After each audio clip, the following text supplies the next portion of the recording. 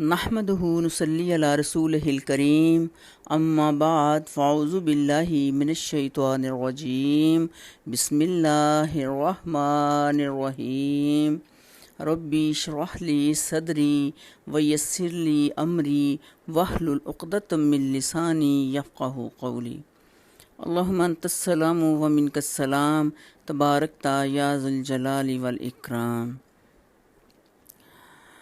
قرآن پڑھنے والے کے لیے سمندر کی مچھلیاں بھی دعائیں کرتی ہیں۔ نبی کریم صلی اللہ علیہ وآلہ وسلم نے فرمایا کہ ان کے لیے زمین کی چونٹیاں بھی دعائیں کرتی ہیں۔ قرآن اللہ تعالیٰ نے دل لگانے کے لیے دیا ہے۔ تمہارا رب تم سے ہم کلام ہے، تم اپنے رب کے ساتھ باتیں کیا کرو اور دل بہلاؤ۔ نبی کریم صلی اللہ علیہ وآلہ وسلم نے فرمایا کہ تم مرو گے تو تب جاگو گے۔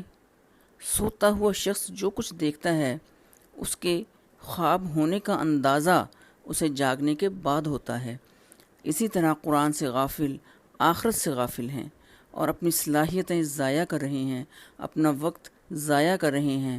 دنیا ایک دھوکے کا سامان ہے اور یہ دھوکہ اور یہ خواب ہونے کا اندازہ اسے مرتے ہی ہو جائے گا۔ اس سے پہلے کہ ہماری زندگی ہمارے لیے حسرت بنے، ہمیں اپنا محاسبہ کر لینا چاہیے۔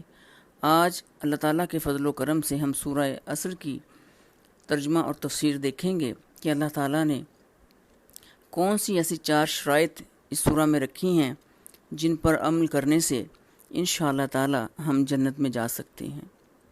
اللہ تعالیٰ فرماتے ہیں والعصر، قسم ہے زمانے کی۔ عصر اور مغرب کا ٹائم بہت شارٹ ٹائم ہوتا ہے، یہ انسان کی مصروفیت کا ٹائم ہوتا ہے۔ جو کاروباری دنیا میں مشغولیت اور مصروفیت ہے اور شرعی نقطہ نظر سے یہ انتہائی فضیلت کا وقت ہوتا ہے، اور انسان کی زندگی کا وقت بھی مختصر سا ہے، عصر سے مغرب تک کا ہے۔ آپ صلوات والسلام نے ارشاد فرمایا کہ جس کی نماز عصر فوت ہو گئی گویا اس کا سب گھر بار لٹ گیا، یعنی نہ اس کو کاروبار میں کوئی فائدہ ہوگا، کوئی نفع ہوگا، اور نہ اپنے بیوی بچوں سے وہ کوئی فائدہ اٹھا سکے گا۔ اللہ تعالیٰ نے زمانے کی قسم کھائی ہے۔ وہ وقت اس سے مراد ہے جس میں انسان کے اچھے اور برے عمل واقع ہوتے ہیں۔ عصر نچوڑنے کو بھی کہتے ہیں۔ قرآن پاک کا نچوڑ یہ سورہ ہے۔ امام شافعی فرماتے ہیں کہ اگر صرف یہی سورہ قرآن میں سے نازل کی جاتی تو سمجھدار بندوں کے لیے اس کی ہدایت ہی کافی تھی۔ اس سورہ میں اللہ تعالیٰ نے جنت میں جانے کی جو 4 شرائط رکھی ہیں ہم ان پر بھی بات کرتے ہیں۔ اللہ فرما رہے ہیں کہ والعصر، قسم ہے زمانے کی، ان الانسان لفی خسر، یقیناً انسان خسارے میں ہے، یعنی پوری انسانیت ہی خسارے میں ہے۔ خسارہ ہے کیا؟ خسارے سے مراد انسان کا پورا ٹوٹل نقصان ہو جانا۔ مال کے جانے کو، دیوالیہ نکل جانے کو ہم کہتے ہیں خسارہ ہو گیا، ہمیں پورا ٹوٹل لاس ہو گیا ہمیں، جس کے لیے انسان نے وقت، اپنی صلاحیتیں، اپنی قوتیں، اپنے مال لگائے، وہ سب کچھ ختم ہو گیا، اور جو کچھ بھی انسان کے ہاتھ نہ آئے تو یہ خسارہ ہی خسارہ ہے۔ میری عزیز بہنوں، اس سے پہلے نعوذ باللہ کہ ہم اس خسارے کی طرف بڑھیں، ہمیں اپنا محاسبہ کرنا ہوگا، اپنے بچوں کا محاسبہ بھی کرنا ہوگا۔ اللہ تعالیٰ نے اس آیت میں ہمیں ان الانسان لفی خسر میں یہ بتایا ہے، اپنا ایک ایکسپرٹ اوپینین دیا ہے کہ دیکھنے سے تو یہی لگ رہا ہے کہ سب جہنم میں جانے والے ہیں۔ بالکل اسی طرح جس طرح ایک ایکسپرٹ ٹیچر کو پتہ ہوتا ہے کہ میری کلاس کا فلاں بچہ بڑا نالائق ہے اور یہ فیل ہو جائے گا، حالانکہ ٹیچر نہیں چاہ رہا کہ بچہ فیل ہو، لیکن اسے اندازہ ہے۔ اسی طرح اللہ تعالیٰ کو بھی اندازہ ہے کہ جہنم میں جانے والے زیادہ ہیں، حالانکہ اللہ تعالیٰ کو کوئی شوق نہیں کسی کو جہنم میں ڈالے۔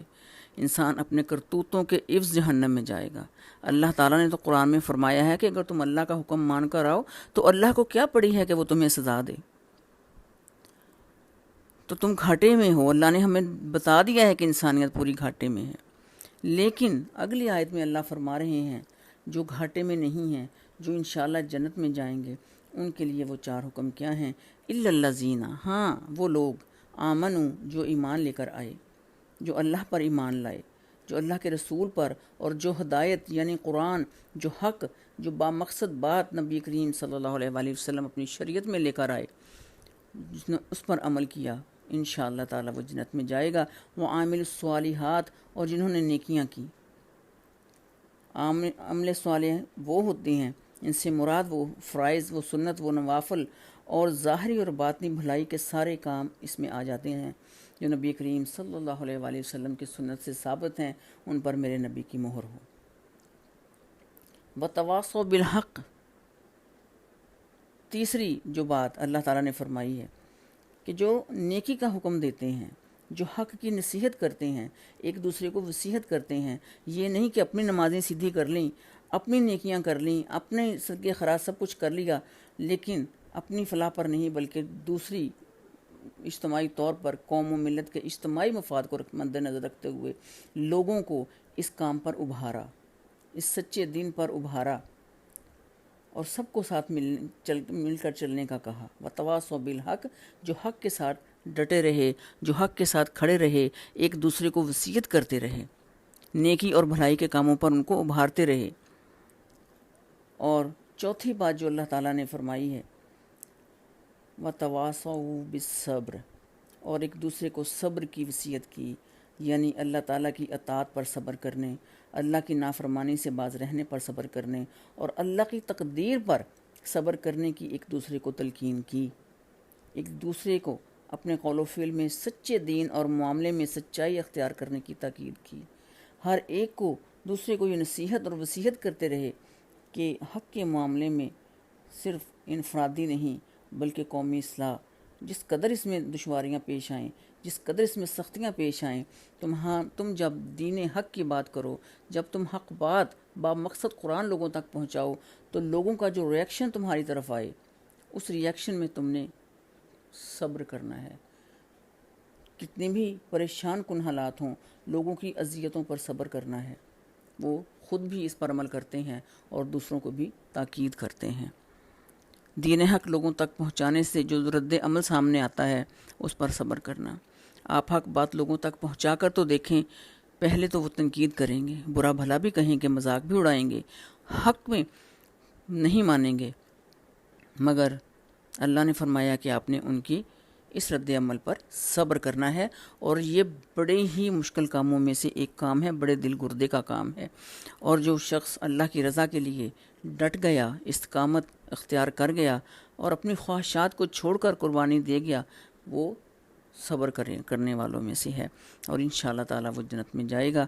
تو یہ چار کام جو اللہ تعالیٰ نے ہمیں بتائے ہیں کہ آمنو، ایمان لایا جو اللہ پر، اللہ کے رسول پر، اس قرآن پر، اس شریعت پر، وعامل الصالحات، اور نبی کی صلی اللہ علیہ وآلہ وسلم کی سنت پر عمل کیا، وتواصوا بالحق، اور حق کے ساتھ کھڑے رہے، سچی بات کی نصیحت کی، خود بھی عمل کیا، دوسروں کو بھی نصیحت کی، اور پھر لوگوں کا ری ایکشن آنے پر اس پر صبر بھی کیا، تو وہ لوگ انشاءاللہ تعالی جنت میں جائیں گے۔ اگر میرا یہ دل چاہتا ہے کہ میں گانے سنوں، لیکن میں اللہ کی رضا کے لیے اپنی اس لذت کو اپنی خواہشات کی قربانی میں دے دیتی ہوں، تو میں صبر کرتی ہوں، تو اس پر انشاءاللہ تعالی بہت بڑا اجر ملنے والا ہے۔ تو اللہ تعالی ہم سب کو اپنے دین پر ثابت قدم رکھے، اور ہم سے اللہ تعالی دین کے وہ کام لے جو اللہ تعالیٰ کو پسند ہوں۔ اللہ ہماری غلطیوں کو معاف فرمائے، اللہ ہم سب کا حامی و ناصر ہو۔ وآخر دعوانا الحمدللہ رب العالمین۔